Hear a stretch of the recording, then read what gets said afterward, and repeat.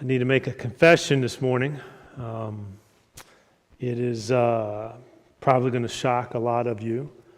And I hate to admit it publicly, but I've never watched It's a Wonderful Life. I've seen bits and pieces of it, but I have never sat down from the very beginning and watched It's a Wonderful Life. And all I'm asking is that you don't judge me, for I know I have sinned and fallen short of all the TV gods. If you're like me and have never seen it, I'm sorry, but I'm going to spoil it for you. So the story is about a guy by the name of George Bailey, who had the dream of getting out of the town of Bedford Falls, and to travel the world. But his life doesn't go as planned. For many of us, our life doesn't go as planned either. His life got kind of chaotic. If we go back and we look at George's early life when he was a kid, his brother had fallen through the ice, and George had saved him from drowning. But in the process, George lost hearing in one of his ears. George's father was a local business and loan officer, and he helped out people within the community so they could get a loan, so they could be able to have their dream. In the meantime, his father is also fighting this villain, Mr. Potter, who was a slumlord. But when George's father dies, George has to give up his dreams. He had to give up his dream of a European trip, and he had to take the business over for his father. He had to use his college savings at one point to save the business. When the Depression hit, George had to use his honeymoon savings to save the business once again. Nothing is going right for George. He ends up staying in Bedford Falls. He gets married to Mary. He has a family, and he watches his brother, who's been over in Europe in the war, come back as a war hero. And at one point, George's uncle misplaces $8,000 of the business's money. George is beginning to panic because he realizes that he's looking at bankruptcy, he's looking at a possible scandal, and even prison time. He loses his temper with his wife, insults his kids, and he runs off to end his life. This is where Clarence enters in. Clarence is an angel who's trying to get his wings, and he appears before George, and he takes George and he gives him a view of what Bedford Falls would look like if George had not lived. And that vision of that was Potter, the villain. He runs the town. He has all these rough bars and all these strip clubs, and Mary is lonely. She's not married.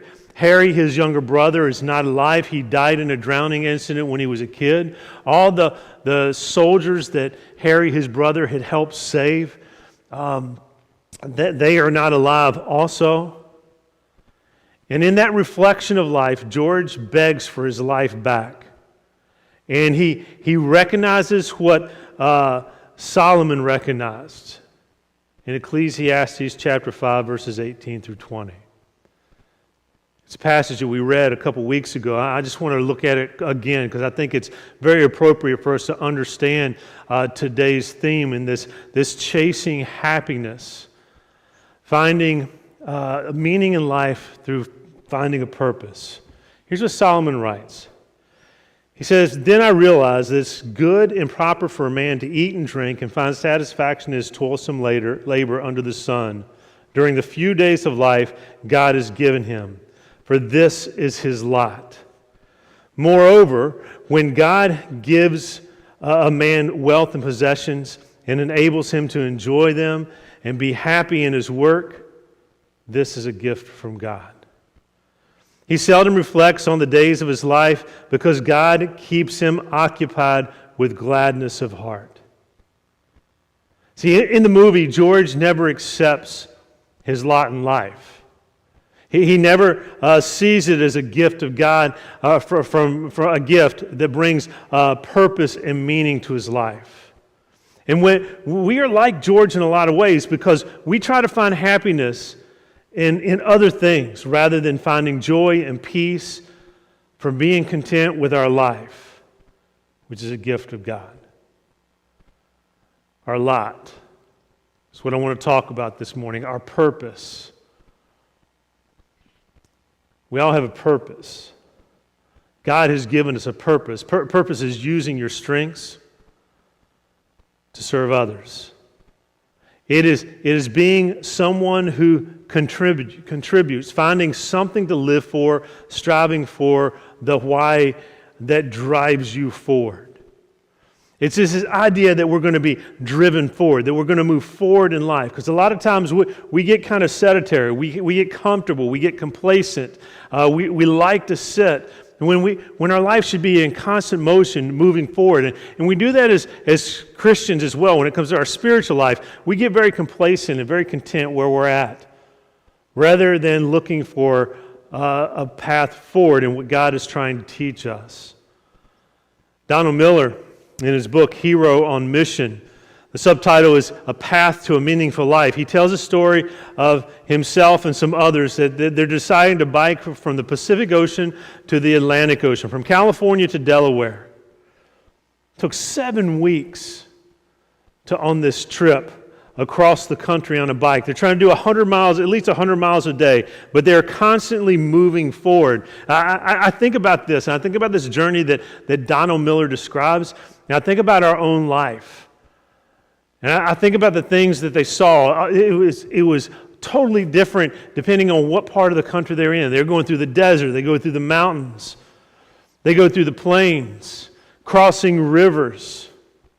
They saw all kinds of different things, and the terrain was constantly changing, just a lot like our life. But here's the key. They are constantly moving forward. And we can't even think that the weather was perfect on that whole journey. I mean, there were times that they were going through storms. It was raining. It was blistering hot. They had to make sure they hydrated. But they were constantly moving forward. They were on a journey. Our life can have different terrains. It can have hills, it can have valleys, it can have deserts, it can have a sunrise, it can have a sunset, it can have storms. You have perfect days. Having a purpose is what moves us forward. This is what Miller wrote. He says, meaning is experienced by a person when they are moving forward. Not just staying where they are, not just being satisfied and comfortable where they're at, not just within living a complacent life, an apathetic life, but when we're constantly moving forward. I mean, we need to be content with who we are. We need to be content with that part of our life, with our lot, but we need to learn to move forward. We need to learn to make the most of every opportunity, as Ephesians chapter 5, 15 and 16 teaches us. Miller says when they got to the East Coast, after they put their feet in the Atlantic Ocean, after they celebrated a little bit, he went to a bookstore. He wanted to pick up a book on his flight back home. And when he was going through the bookstore, he picked up a book by a guy by the name of Viktor Frankl. The book was called Man's Search for Meaning. He had heard of Viktor Frankl, but he had never read the book, so he picked it up. He thought this would be a good book for him to read. And in it, he noticed that Viktor Frankl talked about an existential vacuum. And the way he described it, it's where many people live in this existential vacuum, where it's a feeling that life should be better, more interesting, more fun, more rewarding, and more fulfilling. That idea of chasing happiness. But what Frankl began to discover, and he disagreed with Sigmund Freud on this, because Freud believed that it was all about pleasure, that pleasure motivated human behavior, that's what chasing happiness was about. But Frankl said, man did not have a will to pleasure, but a will to meaning. A meaningful life. A wonderful life. When we begin to discover what that purpose is in our life, that lot that we have. Miller breaks down Frankl's book, and he talks about how Frankl talked about that there's a formula to a meaningful life. And when I heard what Miller described as this in, I started thinking about exactly what Solomon described back in Ecclesiastes. The first part of that formula is create a work or a deed. The idea is that if we wake up each day and have a purpose, something to accomplish, we become necessary in the world. And it gives us meaning. It gives us purpose. Frankl said, get yourself a great reason to wake up and get out of bed in the morning. He said, this will begin to keep you out of that existential vacuum. A meaning, a great purpose to wake up in the morning. The second part of that formula is this experience. The idea to experience something or encounter someone. See, according to Frankl, to experience meaning, we should get involved with a small group of people we love and who love us. It goes back to what we talked about last week when we were trying to find meaning, that we need to have a sense of belonging. Finding a group of people where we are valued and we value them. Something that pulls us out of ourselves. So that our world becomes larger than just ourselves. Like our lives is not a story about us and everybody else are character actors. Our life is about a bigger part of the world that is around us, and we had to figure out a purpose where we can contribute, a small group of people where we can make a difference, maybe one life at a time. The third part of this formula is have the ability to choose a perspective toward any set of circumstances, including challenges and suffering. See, how we approach these times that are difficult helps us with this defining of purpose in this meaningful life. Frankl argued that there was no negative event that could not somehow be redeemed. That there could be something that we would learn something from it. We are able to take the most painful of tragedies and then being able to turn them into something with purpose and meaning. On that journey across the country, Miller talks about how hard and difficult it was in some of the terrain that they went through, some of the deserts, some of the hills, and some of the valleys. But what he discovered was, as he got closer to the East Coast, he realized that he was probably in the best shape of his life. That all that work ahead of time, all those things that he was going through, made life a little bit easier. That journey became a better journey, an easier journey. It didn't mean that it wasn't going to be difficult. It didn't mean, as what Solomon talks about, a toilsome labor. But it did mean that we could see what our lot in life was and find purpose. We can't change some of the difficult things that we go through in life. We can't eliminate them. That's a part of our lot. That's a part of who we are. But we can find meaning if there's purpose. If we learn to move forward in that journey. James, the half-brother of Jesus, explains this to us in James chapter 1, verses 2 through 4. He says this in verse 2. He says, consider pure joy whenever you face trials of many kinds. Man, that sounds so out of the ordinary. That sounds so ridiculous to us. How in the world can we find joy when we're going through trials? And yet, James says we need to consider it joy when we face trials of many kinds. And he gives the reason why. In verse 3, he says, because you know that the testing of your faith produces perseverance. We get stronger through that process. We're able to endure more. We become more resilient. Because you know that the testing of your faith produces perseverance. And then he says, let perseverance finish its work so that you may be mature and complete, not lacking in anything. It's through these trials, it's through these journeys that we take, it's through this lot of life that we have, and through this purpose, and through all this that goes on, whether good or bad, that we begin to learn more about who we are, but we also begin to learn more about who God is. And in the process, we can find joy in these trials when we live with purpose, knowing that we're going to gain endurance, knowing that there are going to be hardships that we're going to face. It helps us remember life is not always going to be filled with happiness, but our life can be full of meaning, can be full of purpose. It can bring joy, it can bring peace. It gives us a reason to wake up in the morning and endure whatever we have to face during that day. I want to point out one more thing from Ecclesiastes chapter 5. In verse 20, he says, "We seldom reflect on the days of our life because God keeps us occupied with gladness of heart." I look at this kind of two ways.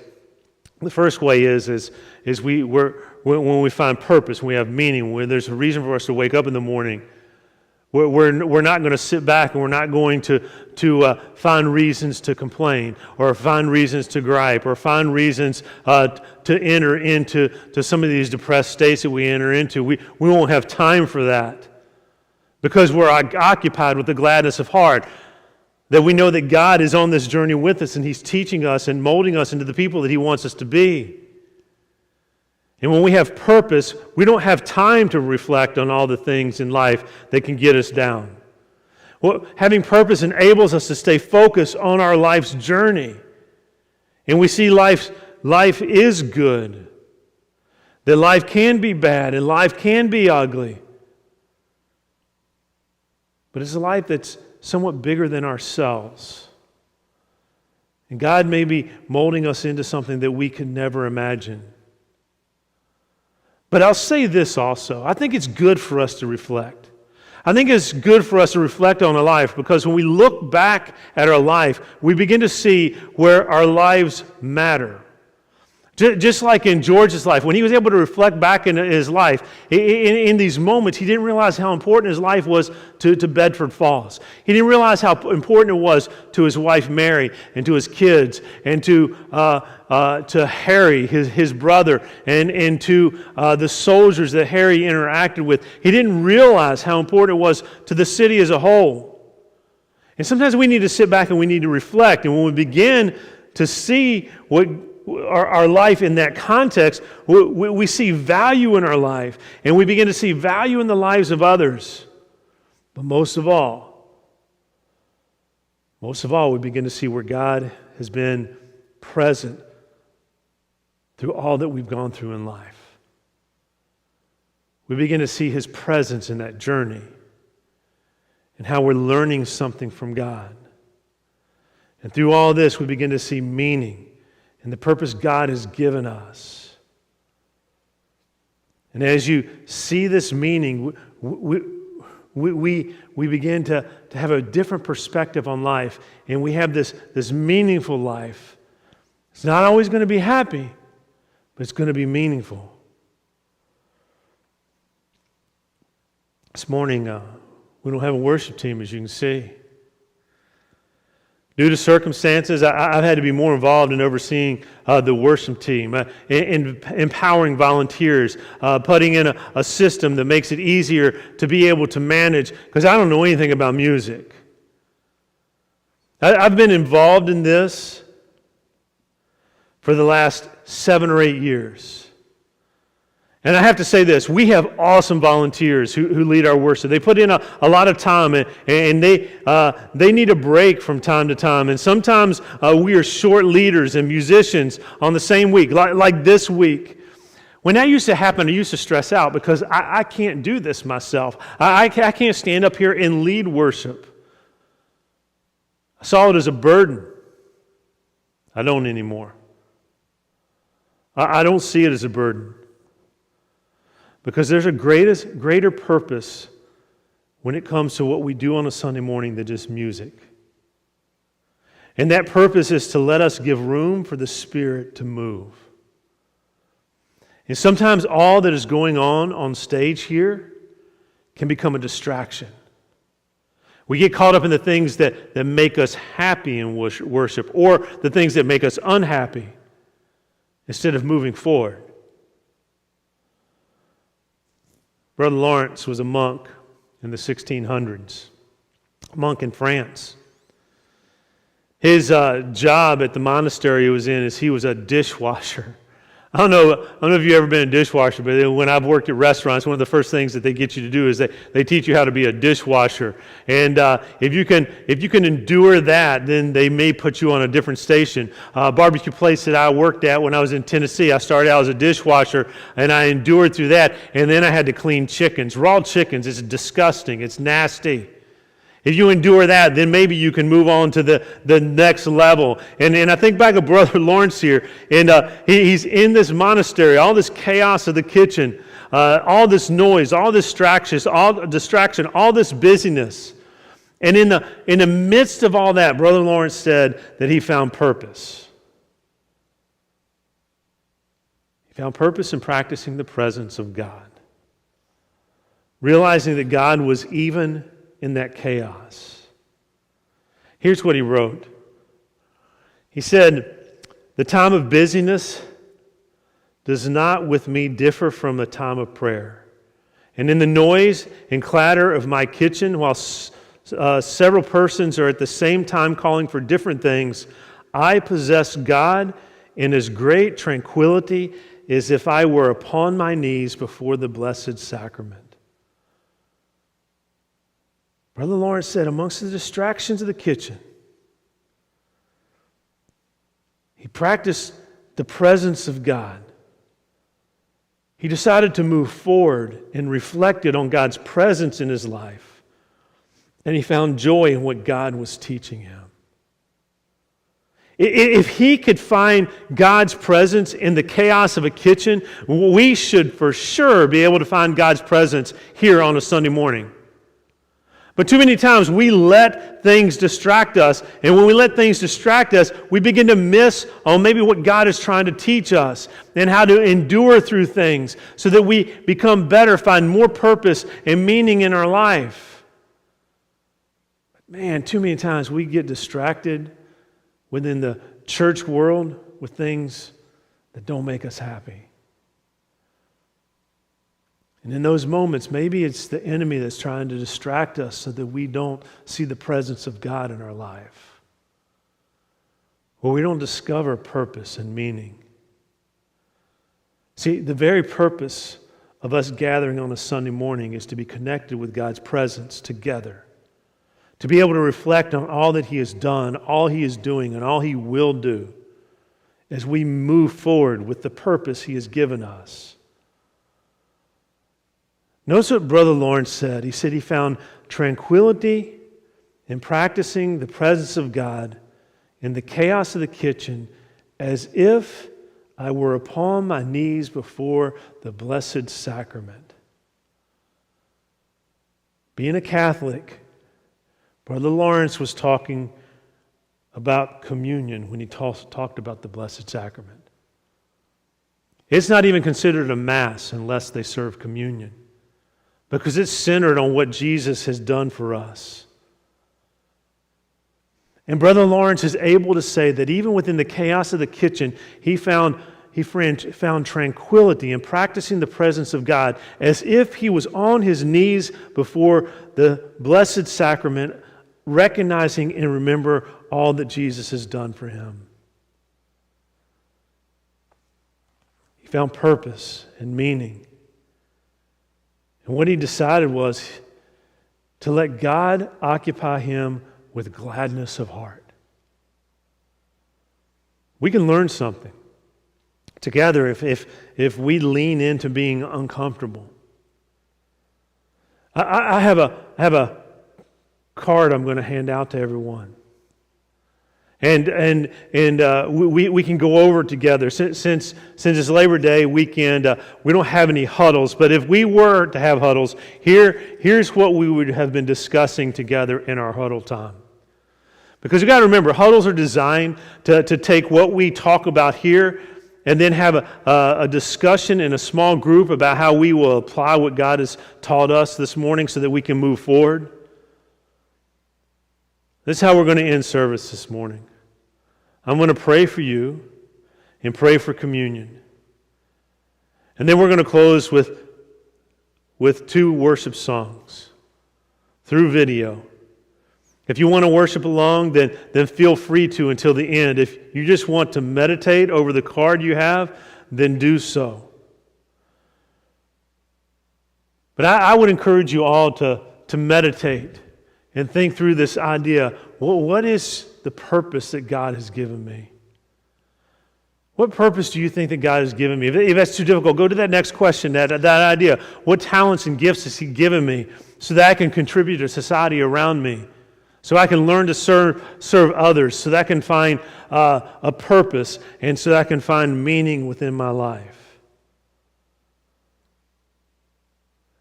Jesus came with a purpose. He came and He valued those around Him. And His life had meaning.